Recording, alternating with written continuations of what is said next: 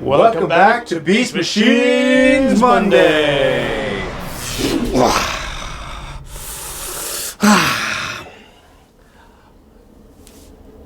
I am your host, Decepticon Doug. Predacon Paul. Today's episode is called The Key was the last one. The Chance. No. The Holy Grail? No.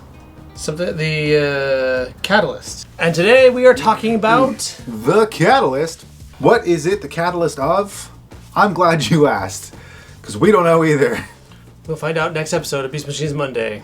Yeah, so the Maximals are in their base. They have a bit of an irrigation machine going around in circles, feeding the plants, the core The goop. Mega Shakes? The Mega Shakes would be the evil shakes. So maybe they're auto shakes from like the Autobot past. Okay. Auto shakes to compete with Mega Shakes, which has taken over the surface. The auto shakes are in the core. You know what? It's perfect because Yeah. competition makes for better things. That's the exact quote. Yeah, competition creates innovation, isn't that something like that? Pretty sure mine is how it goes. Yeah, actually, yours was far more Eloquent. Yeah, that word. They're having a little memorial service for Rhinox because, again, they think he's dead, even though it was revealed at the end of the episode he's not really dead. And Optimus is like, Rhinox was a man. To know him was to love him, and to love him is to know him. And they're like, he was a man, but also he was a rhino. But also, later he became a tank. So everyone's sad, they've missed their old friend, but they're like, you know what? At the same time, he did turn evil. So screw that guy. In fact, we're gonna piss on his grave. Zip. And then they make a little fake grave, and they all take turns. It's a little rude, a little crude, but you know what? I'm glad they committed to the bit. And of course, Rhinox is angry. I'm sorry, Tankor. Tankor, yeah. He's upset.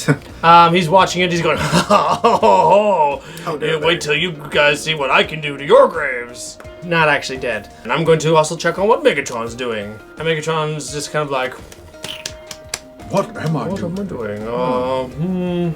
Tell me, what happened with Tankor? I must know how he died. Did he die happy? Did he die fulfilled? Did he die like a warrior? And then Jarvis was like, actually, he was playing with a key. And it overloaded him. And he fell down, go boom. And Megatron's like, a key, you say? He's like, yes, it's the key to Vector Sigma, and it turns things to metallic stuff, and that's something you want to do. Yeah. Jarvis is suggesting that Megatron use the key on a grand scale and turn Cybertron completely metallic and... Blue and metallic, of course, yes. Megatron's like, well, you know, that's cool and everything, but what about me? Have you thought about my needs? Will it turn me into a not dragon? And he's like, yes, it will. He's like, what's your proof? And Jarvis is like, oh shoot, he wants proof. And of course, it's not just Jarvis, it's actually Rhinox talking behind Jarvis in his little ear. And Megatron's like, yeah, you really should provide me some proof that nothing bad is going to happen to me. So why don't you go use that on a Maximal and show me what happens. And then Jarvis is like, I don't think that's such a good idea in his mind.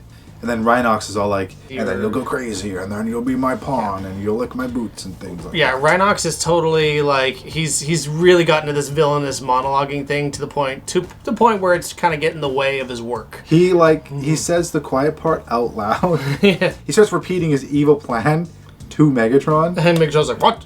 and he's like, April Fools. Oh, you'll go crazy. So Megatron wants proof. And Rhinox doesn't want Megatron to have the proof. Because he doesn't know how to make pudding. Alright? It's his only weakness, right? He's like, the proof is in the pudding. And he's like, I don't know how to make pudding. It's true, yeah. It's hard to make pudding when you have big tank claws for hands. Yeah. You need a more delicate touch.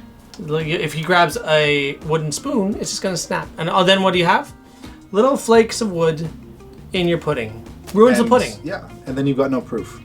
You see, this is why we should be in charge. Yeah, we should make the pudding. We know all about pudding.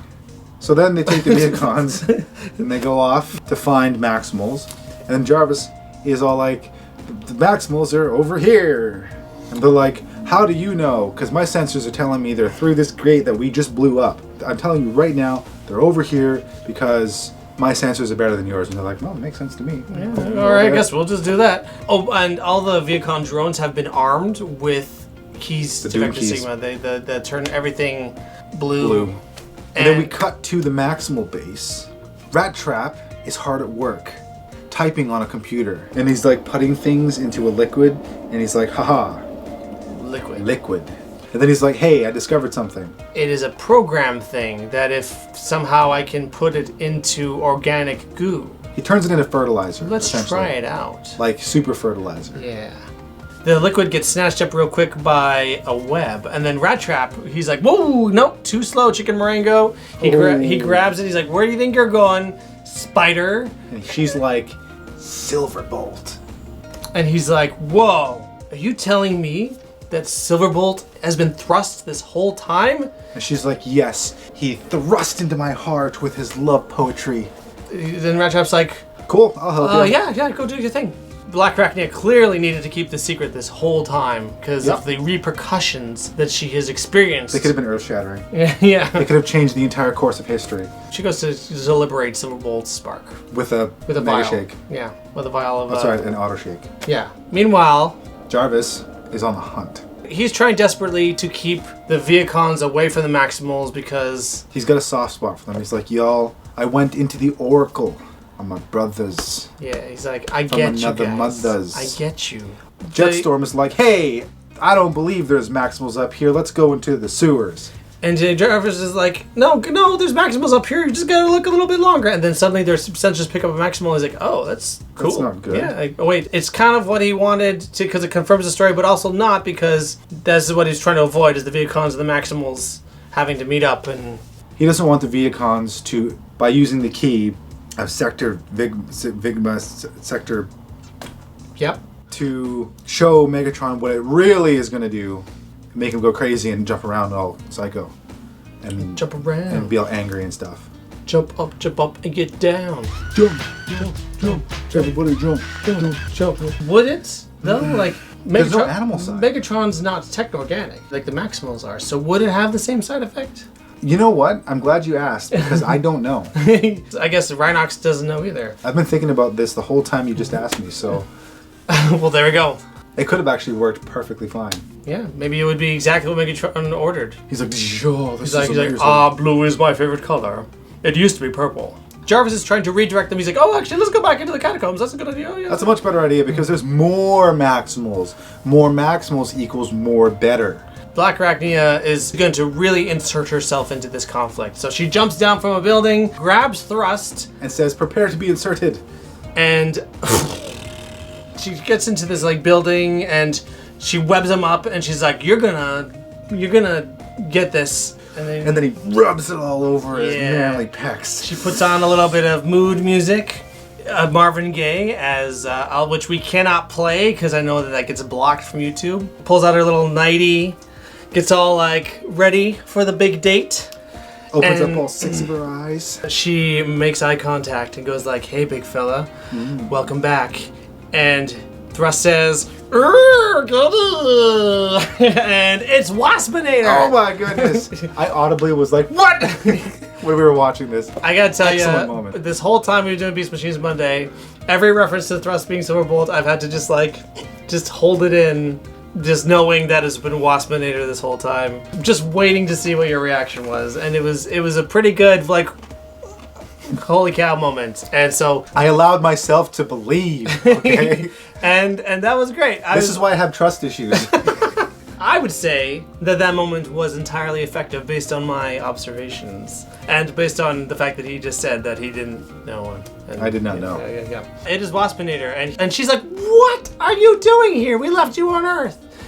The proto-humans were worshipping me. You know, I got bored. Then they told me to leave. He kind of says that, he chose to leave. He was driven out. That totally actually is a very plausible scenario where the proto-humans start to realize that Waspinator is not all he's cracked up to be. And they're like, get out of here. You're no god. Yeah. They chase him off with torches and pitchforks. Somehow gets to Cybertron. It confirms the worst.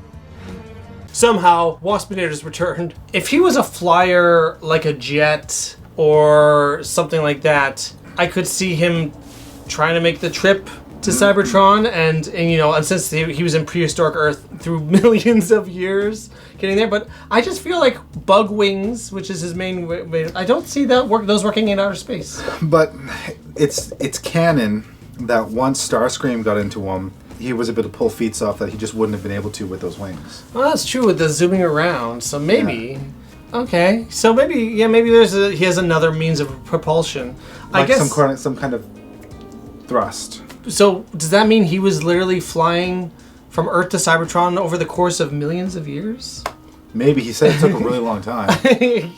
But since it's Waspinator and he's kind of a gag character, I'll just accept the explanation. It's Waspinator. It's okay. Okay, yeah, sure. He does have an immortal spark. Yeah, we did determine. Waspinator's like, "Sir Spider-Bat, we're gonna go study." She's like, well, no.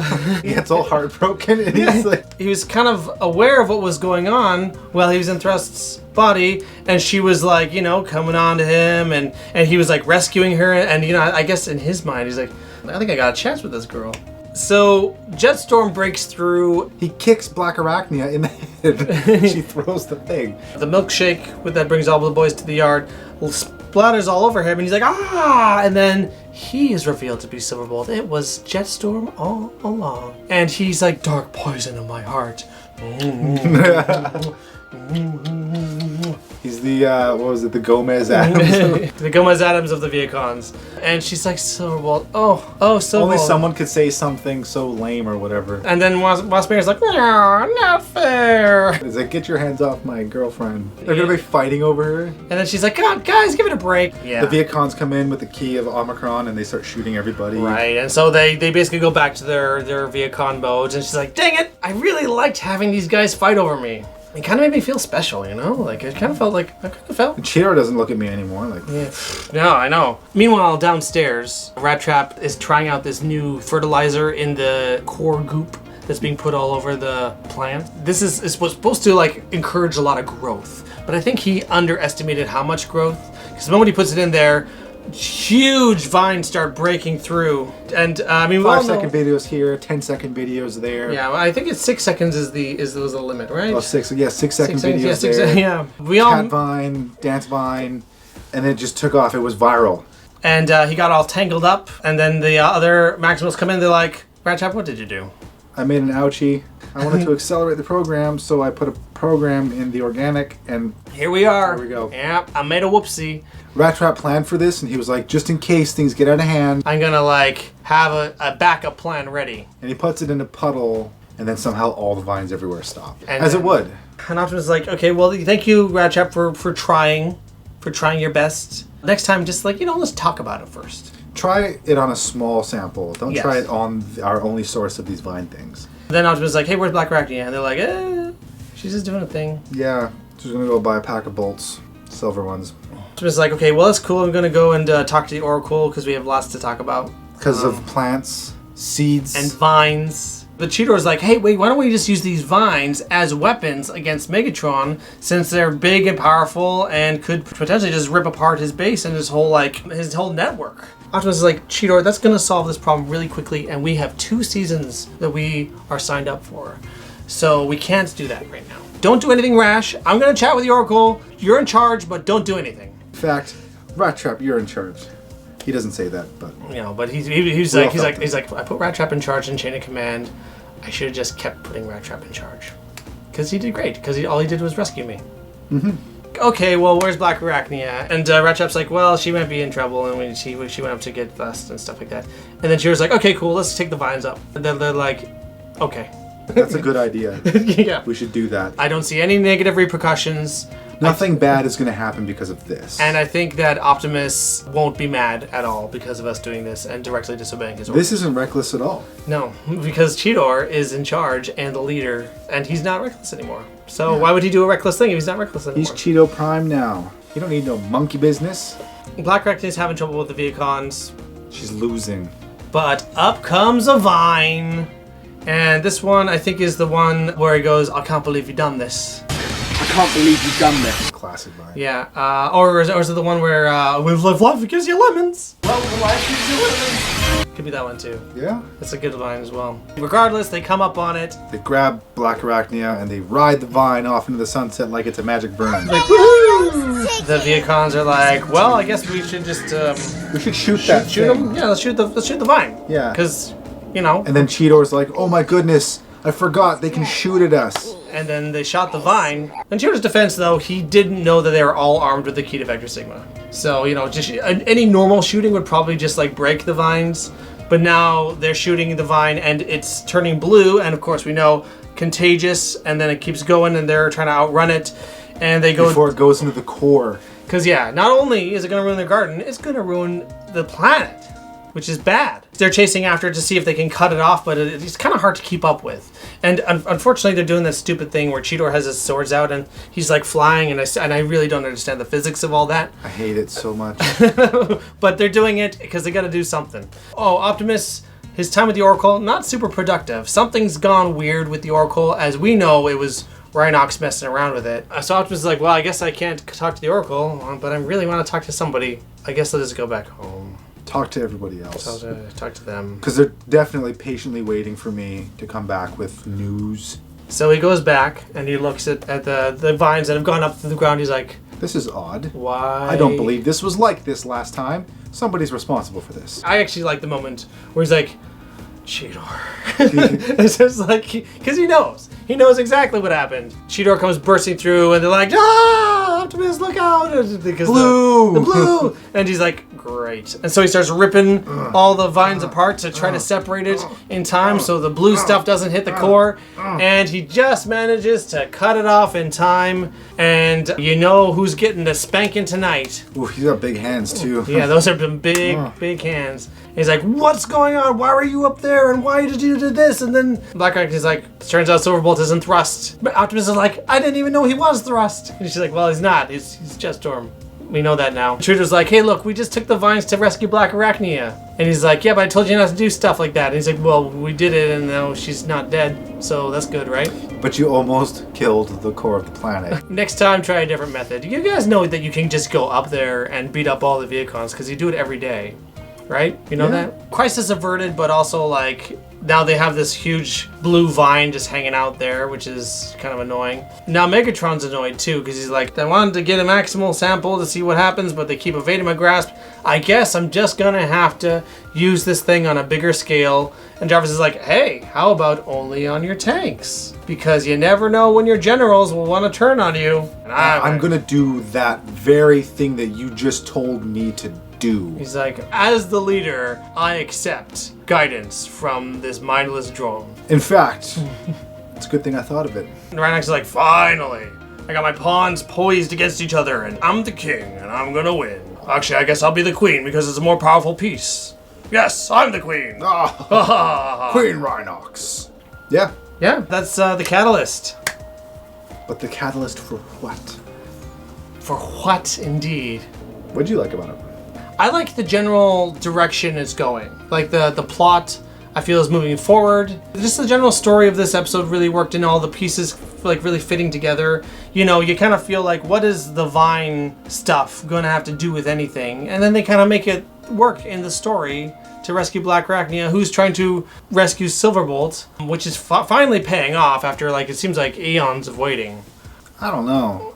I didn't like the vines. It's well, like we can make them go in any direction we want and ride it like a friggin' jetpack. Like, I will say it's a little silly, but I thought that was, I guess, for the purposes of the story, they made it work fairly well. I don't understand how they like direct it, but the fact that it's kind of there's something they want to use as a weapon, and then winds up being used as a weapon against them, I thought was kind of clever. That was clever. It subverted the heck out of my expectations. Whoa. But also the fact that You know, you see Rhinox as Mr. Puppet Master, trying to steer things in a direction, and Megatron not being dumb enough to just instantly just do whatever he says. You know, Rhinox is getting mad because, you know, it turns out you can't always exactly predict what Megatron's going to agree to and what he's not going to agree to. It's Megatron. He's cautious. He took over Cybertron, for goodness sake. And Megatron's getting suspicious about Jarvis, too, which I think is a good touch, because he's like, what's going on with you, you silly little goof? I think he uses those exact words. Yeah, I'm pretty sure. And I humbly serve only you, certainly not Rhinox. He's like, works for me. Why did you use that name? It feels to me like there's a lot of really nice build-up into something that's gonna happen. So now, whether or not it fulfills those expectations, remains to be seen. But there's a certain excitement when you kind of feel that the end of the season is coming. With Beast Wars, I could feel that with, you know, the end of season 1 before the storm. There's like you could feel it the building. Storm coming, yeah. One might say. You feel the build-up, you feel the excitement, and I feel like this is kind of building toward that kind of excitement. So I like the whole vibe of the episode. Yes, some of the Vine stuff is quite silly. I really liked the fact that Blackarachnia finally told somebody, and it had the exact effect that we thought it would. Yeah, that they would understand and try to help her. Yeah. It's like, well, why didn't you just say something sooner? You silly spider. I guess, you know, it does show that her origins are still, like, suspicious Predacon. Like, you know, within your ranks. Yeah. Can you really trust people to look out for your best interests? And when you're with the Maximals, yeah, you can. It also was kind of frustrating how long it took her for just to say something. Maybe it just feels that long to us because it's like months before. That's true. Maybe it hasn't been that many episodes. I guess I'll do the tally up. The amount of episodes she has not told her friends is right here. Oh. Okay, yeah, that makes sense. Yeah, okay, fair enough. Or, that's way too many episodes. Okay. Yeah, that's way That's too so many. episodes. Way too many episodes. What do you think about that? But I really, really liked also like the surprise that Thrust was Waspinator. Yes. Yeah. I don't even care how he got to the planet. I just love that it's him. Yeah. It's nice to see the guy back. I missed Waspinator. And he totally misreads. Well, he didn't misread. Like, she was clearly coming onto him. But then you could see the disappointment. I like that about that aspect of like it feels kind of true to his character. He's so like, hopeful. He's like, oh, you want to go standy? And the fact that he uses the term "go steady," like, yes. That's something people say in high school. Like, you want to go steady? You want to go steady? Yeah. In the 50s. Yeah, in the 50s. You know, it's different writers than the Beast Wars writers, but they still they nailed Waspinator's personality, I feel. Hilarious. This is something that you only catch out if you watch the series again in retrospective, but there is a flashback that, you know, Thrust had where he was remembering Optimus Cheetor and Rhinox and Blackarachnia. Do you remember that one? He was having a flashback, and she thought that was a memory of Silverbolt's, but it was actually a memory of Waspinator's. And so he's like, it's Optimus Cheetor or Rhinox. They don't look happy. The little throwaway line is a hint that it's not really Silverbolt, but it's a small enough hint that it really doesn't make any difference until you watch it in retrospect. I think it's a nice little touch. So that's not really a point to this episode necessarily as it was that previous episode. But like, unlike Beast Wars, which was apparently written very much on the fly, Beast Machines was very much written with intention all the way through.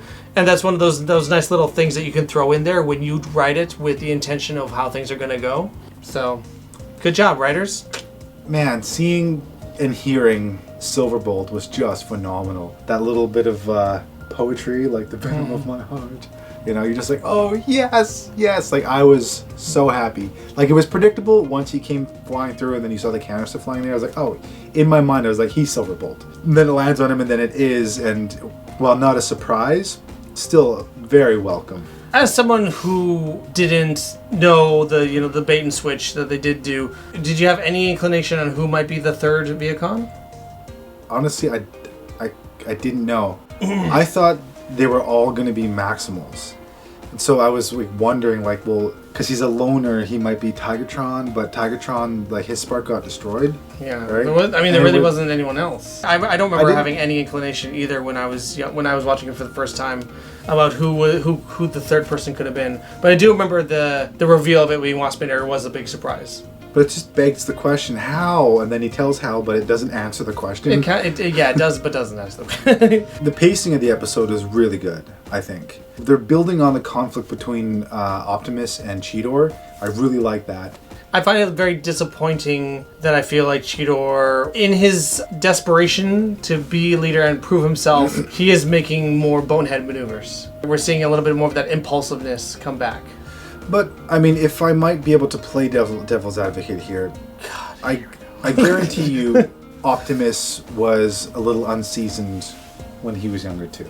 Yeah, no doubt. That bold, brash, jumping into action type of attitude, if we can pull on another property, TNG, Tapestry, when Picard dies, and then Q gives him a chance to relive his getting stabbed in the heart, that eagerness and that hot-headedness ultimately led to him being the great leader that he is. Without that flaw, he just ended up playing it safe his whole career and didn't really get noticed by anybody. It was, It was very surreal seeing him dressed in the blue. Yeah, I didn't like that. I was like, what the heck? Did you get hit by the technovirus too?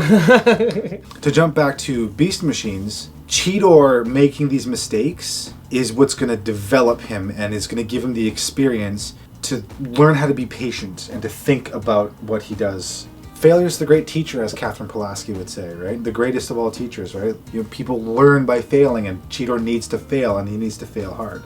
I think it showed that aspect pretty well. He clearly made an error in judgment and put their whole mission at risk and the whole planet at risk, really. Although, I mean, I wonder if they would have gotten to Blackarachnia in time had they not taken the vine up. I don't know. The Viacons don't look like they could hit anything. That's true. Yeah, she'd probably be just fine. Yeah, that's another thing we should mention is they can't hit anything. They're all like just like shooting wherever. It's almost ridiculous to watch. It is ridiculous to watch. It's comically bad. Anything else we want to talk about? Anything else you liked, disliked? Megatron. Again, what are they doing with him? Now he's just a pawn. But he doesn't do anything. He's capable of obviously doing stuff, but he doesn't do anything. That kind of ticks me off.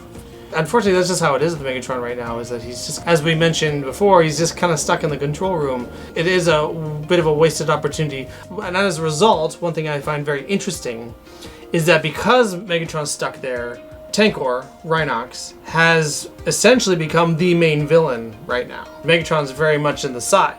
Yeah, but now Tankor's stuck in whatever room he's in, because if he comes out of hiding, everyone will know he's still alive. Megatron isn't dumb. He may be a maniac, but he's not stupid. And I think he might not be on to Rhinox, but he knows that something isn't right. Maybe I'm just reading into it too much. I think so too. I think it's hinted at as well. You can't play a player. Yeah. That's the thing, is that Megatron, he got to where he is because he's a genius. So something's probably brewing in that noggin of his, in that multi-clickety noggin of his. In the Beast Wars, Megatron, he would march out on the battlefield, he would take a hit and tank it and overpower whoever it was that was in front of him through sheer force. That is Megatron. He's the brains, but he's also got that power. And that's what's missing in this Megatron. For the most part, he's not getting his hands dirty. And I miss that about Megatron. He can project force with his resources, but he's not a force on the battlefield. And that's what I think really made Megatron awesome in the Beast Wars. I think what's happened, we'll see if this is what the case is, but that big cloak he has on, he's hiding the fact that underneath it, he's just gotten this big old beer belly. Oof. And he's just... let himself go. He's just like, I just don't have the battle in me anymore. I haven't been working out the way I used to. The Dragon's Wrath really only took me so far. And he's just... Too many mega shakes. Way too embarrassed to come out and get his beach bod on. Next summer. We're not going to body shame you. We're not about that here on Beast Machines Monday, Megatron. You can come out. I struggle with my body too. Okay? We all do. It's a work in progress. You know, when we're getting a little older, it just gets a little harder, and we understand. Yeah. It's really about the journey. The fact that you get up every morning and you try. Yeah. So one thing that I think would have given this episode an actual 5 would be if there was some sort of plot. So right now the episode starts and they're just irrigating. That's it. There's nothing going on outside the fact that they're irrigating and Megatron is still angsty. The only person who's doing anything is Rhinox. Yeah, I still don't know if I fully understand the goal of the garden. It's nice, it's pretty, good for you guys, but what is... Yeah, maybe they are growing the bean sprouts so that Optimus can eat them all, go into Megatron's lair, take him out that way. Yeah. And Don't turn your back on me, Maximal. he's like, not again! No! If that's the end game, then I really would have liked some explanation for that. Otherwise, I don't exactly know what they're hoping to achieve by just making this little garden. I don't even think Optimus knows, and he's just like, well, everything has sort of led us to this point, so we must continue with this, because we found the plants, we found the well. They're just there. Yeah, that's a good point. Is that the protagonists of the show, there's not really any forward motion. They're not doing anything. Except for, in this case, Blackarachnia, who's like, well, since we're doing nothing, I may as well go try to save my boyfriend. Yeah, Blackarachnia's story was the most interesting thing going on in this entire show. So we are going to give The Catalyst 4.5 out of 5 Waspinator sculptures. Welcome back, Waspy. We missed ya. I missed you more than he did. That's not true. That's it. So yeah, we overall actually thought it was a pretty solid episode. This might even be the best one we've seen so far because Things are ramping up. things you can feel. You can feel there's an energy to ramping it up, as well as like a great little plot twist with Silverbolt versus Waspinator. And I'm loving where Rhinox is going here. He's all megalomaniacal and like Playing chess. we just want to see where it goes. So that's cool. So what did you think of The Catalyst? Please let us know in the comments down below. We want to chat about it. And what was your reaction when Thrust turned out to be Waspinator? Did you know it all along, or were you just like jaw on the floor surprised? Like me. Thanks for watching Beast Machines Monday.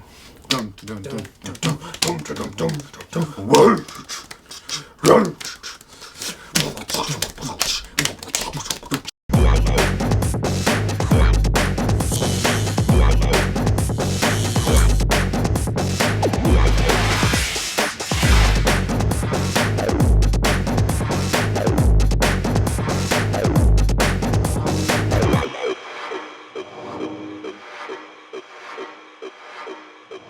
I'm sorry, I'm making your life harder, Doug. Yeah. I'm not talking to you, I'm talking to future you. Sorry, yep.